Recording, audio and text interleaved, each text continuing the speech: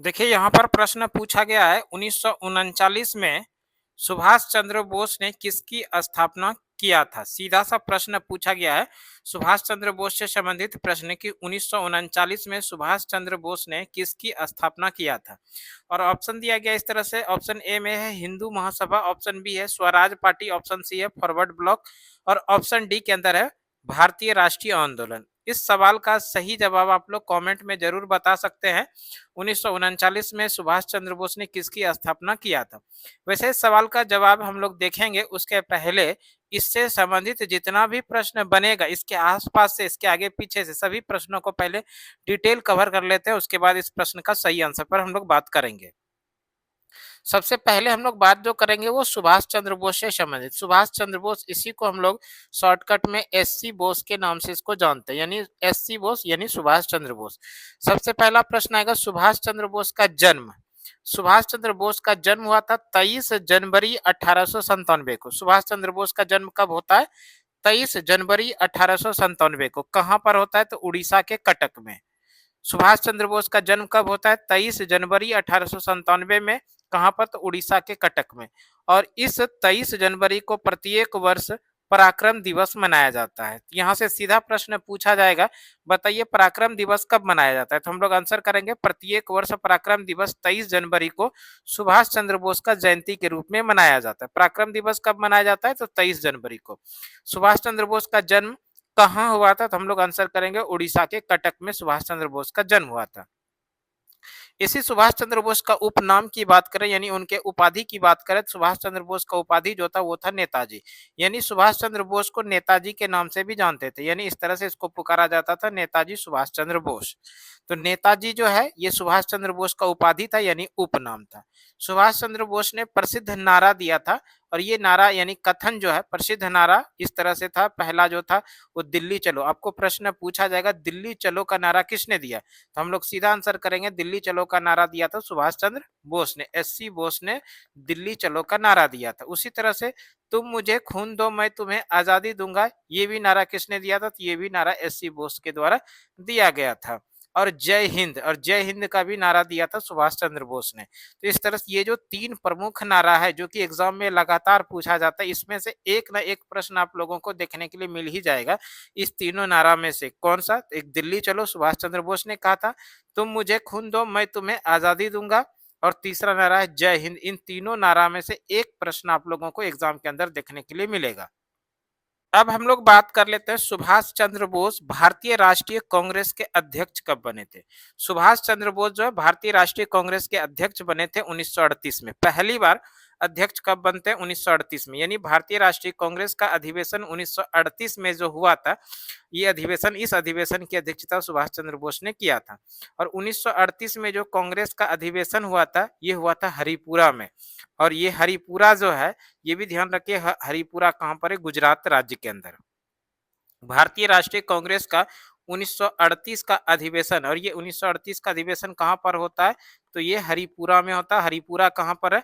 तो हरिपुरा जो है ये गुजरात राज्य के अंदर स्थित है। और इस 1938 के हरिपुरा अधिवेशन में अध्यक्ष जो बने थे सुभाष चंद्र बोस, ये निर्विरोध चुने गए थे, यानी इसके विरोध में कोई खड़े नहीं हुए थे। तो इस तरह से यहाँ से प्रश्न पूछा जाता है सुभाष चंद्र बोस भारतीय राष्ट्रीय कांग्रेस के किस अधिवेशन में निर्विरोध चुने गए थे? तो हम लोग आंसर करेंगे 1938 का जो हरिपुरा अधिवेशन हुआ था, इस अधिवेशन में सुभाष चंद्र बोस कांग्रेस के अध्यक्ष पद के लिए निर्विरोध चुने गए थे।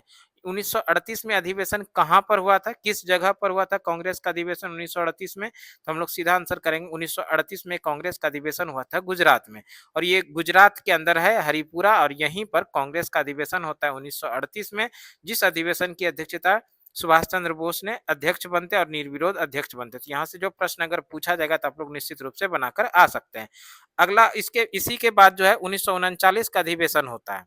कांग्रेस का 1939 का अधिवेशन होता है त्रिपुरी में। त्रिपुरी कहाँ पर है? ध्यान रखिएगा, ये जो त्रिपुरी है, ये मध्य प्रदेश के जो जबलपुर के नज़दीक है, यहाँ पर है त्रिपुरी। और इस त्रिपुरी में कांग्रेस का अधिवेशन होता है 1939 में, और इस अधिवेशन में अध्यक्ष पद के लिए चुनाव होता है। अध्यक्ष पद के लिए जो चुनाव होता है, तो 2 तरह पे 2 उम्मीदवार होते हैं, एक तो सुभाष चंद्र बोस होते हैं, दूसरा होता है पट्टाभी सीतारामैया। तो इस चुनाव में यानी कि 1939 में जो त्रिपुरी अधिवेशन का अध्यक्ष पद के लिए चुनाव हुआ था, तो इस अधिवेशन में सुभाष चंद्र बोस ने पट्टाभी सीतारामैया को चुनाव में हरा दिया था, और इस तरह से एक बार फिर से सुभाष चंद्र बोस 1939 के त्रिपुरी अधिवेशन के अध्यक्ष बने थे। और जहां पर जबलपुर के नजदीक जो त्रिपुरी अधिवेशन हुआ था 1939 में, इस अधिवेशन में सुभाष चंद्र बोस ने जब पट्टाभी सीतारामैया को हराया था, तो उस समय गांधी जी जो है, गांधी जी समर्थन कर रहे थे पट्टाभी सीतारामैया को, यानी गांधी के जो समर्थित उम्मीदवार थे पट्टाभी सीतारामैया, इसकी हार हो गई थी। और इसको किसने हराया था? सुभाष चंद्र बोस ने हराया था। और इस बात की जानकारी जब गांधी जी को लगी कि गांधी जी के समर्थित उम्मीदवार पट्टाभी सीतारामैया की हार हो गई, तब इस समय गांधी जी ने कहा था कि ये पट्टाभी सीतारामैया की हार नहीं, ये गांधी की हार है। उसके बाद इस बात की जानकारी सुभाष चंद्र बोस को लगता है, और सुभाष चंद्र बोस ने अध्यक्ष पद से इस्तीफा दे दिया। यानी कांग्रेस के अंदर जो मतभेद हो रहा था इस तरह की बात को लेकर, इस कारण से ही सुभाष चंद्र बोस ने अध्यक्ष पद से इस्तीफा दे दिया। जब अध्यक्ष पद से इस्तीफा दे दिया कांग्रेस से सुभाष चंद्र बोस ने, तो उसके बाद बचे हुए कार्यकाल को जो पूरा किया था, वो पूरा किया था डॉक्टर राजेंद्र प्रसाद ने। इस प्रश्न को आप लोग निश्चित रूप से आप लोग ध्यान रखिएगा, यहाँ से प्रश्न पूछा जाता है।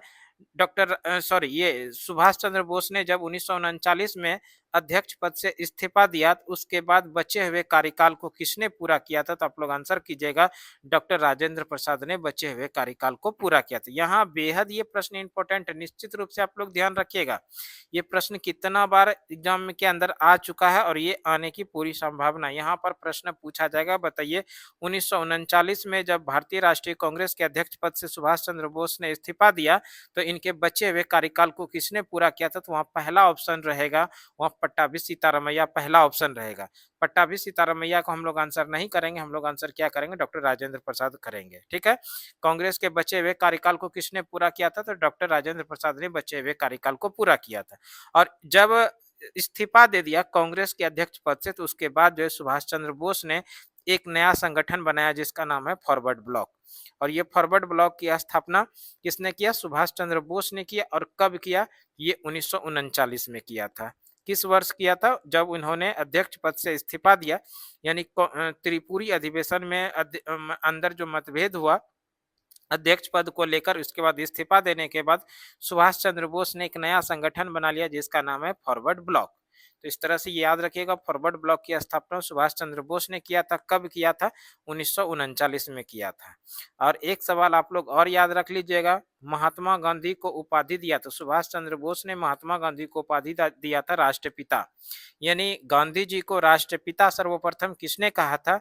तो सुभाष चंद्र बोस ने कहा था। राष्ट्रपिता सर्वप्रथम किसने कहा था? तो एससी बोस यानी सुभाष चंद्र बोस ने गांधी जी को सर्वप्रथम राष्ट्रपिता कहा था। तो इस तरह से ये सारा सवाल इसी से रिलेट कर रहा था। यहाँ पर देखिए प्रश्न क्या हो गया कि 1939 में सुभाष चंद्र बोस ने किसकी स्थापना किया? 1939 में सुभाष चंद्र बोस ने फॉरवर्ड ब्लॉक की स्थापना किया। और यहाँ पर देखिए फॉरवर्ड ब्लॉक जो है ऑप्शन सी में, तो इस प्रश्न का जो सही आंसर हो जाएगा वो हो जाएगा option C is the right answer. और इसके अलावा थोड़ा आप लोग ये भी देख लीजिए, ये हिंदू महासभा है और स्वराज पार्टी है। हिंदू महासभा के बारे में भी समझ लीजिए। हिंदू महासभा की स्थापना 1915 में हुई थी। और हिंदू महासभा की स्थापना कहाँ हुआ था? तो ये भी ध्यान रखिएगा, हिंदू महासभा की स्थापना हरिद्वार में हुआ था। और हिंदू महासभा की स्थापना में सबसे बड़ा योगदान जो था वो किसका था? सबसे बड़ा योगदान था पंडित मदन मोहन मालवीय का। इसके अलावा बी.डी. सावरकर भी शामिल थे, लाला लाजपत राय भी शामिल थे। आपको यहाँ पर प्रश्न पूछा जाएगा, बताइए हिंदू महासभा की स्थापना कब हुई थी? हिंदू महासभा की स्थापना 1915 में हुई थी। और कहाँ पर हुआ था? तो हरिद्वार में हुआ था। और इस हिंदू महासभा के जो प्रमुख नेता थे उसमें पंडित मदन मोहन मालवीय थे, वी डी सावरकर यानी विनायक दामोदर सावरकर थे। और इसके साथ साथ में कौन थे? लाला लाजपत राय थे। इसी तरह से यहाँ पर है स्वराज पार्टी। देखिए एक नीचे ऑप्शन था स्वराज पार्टी। स्वराज पार्टी की बात करें तो स्वराज पार्टी की स्थापना 1 जनवरी 1923 को हुई थी। स्वराज पार्टी की स्थापना कब होती है? 1 जनवरी 1923 को। और स्वराज पार्टी की स्थापना कहाँ पर हुई थी? तो आप लोग याद रखिएगा, स्वराज पार्टी की स्थापना हुई थी इलाहाबाद में। स्वराज पार्टी के जो संस्थापक थे उसमें से चित्तरंजन दास भी शामिल थे और मोतीलाल नेहरू भी थे। यहाँ पर प्रश्न पूछा जाएगा स्वराज पार्टी के संस्थापक अध्यक्ष कौन थे? तो स्वराज पार्टी के संस्थापक अध्यक्ष थे मोतीलाल नेहरू और संस्थापक जो महासचिव थे वो थे चित्तरंजन दास। ठीक है, दोनों अलग अलग प्रश्न। मोतीलाल नेहरू जो थे इसके संस्थापक अध्यक्ष थे और इनके जो महासचिव थे वो चित्तरंजन दास थे। तो ये कुछ इंपॉर्टेंट हो गया प्रश्न स्वराज पार्टी से, हिंदू महासभा से। और प्रश्न के अंदर जो पूछा गया था कि फॉरवर्ड ब्लॉक की स्थापना किसने किया था? तो फॉरवर्ड ब्लॉक की स्थापना सुभाष चंद्र बोस ने किया था। और किस वर्ष किया था? 1939 में किया था, जब इन्होंने त्रिपुरी अधिवेशन के बाद अध्यक्ष पद से इस्तीफा दिया तो इन्होंने एक नया संगठन बनाया जिसका नाम है फॉरवर्ड ब्लॉक। ये आप लोगों के लिए बेहद ही इंपॉर्टेंट वीडियो हो सकता है। यहाँ से आप लोगों को एग्जाम के अंदर प्रश्न देखने के लिए निश्चित रूप से मिलेगा। प्रश्न तो एक ही था, जब इसको एक्सप्लेन किया तो लगभग आपको 15 से 20 सवाल निश्चित रूप से मिला होगा, जो कि आपके एग्जाम के पॉइंट ऑफ व्यू से बेहद ही इंपॉर्टेंट हो सकता है। इस तरह का वीडियो आप लोगों को रेगुलर सुमन क्लासेस यूट्यूब चैनल पे लगातार मिलते रहेगा। इस वीडियो में इतना ही, अगले वीडियो में फिर से मिलते हैं। तब तक के लिए धन्यवाद। जय हिंद, वंदे मातरम।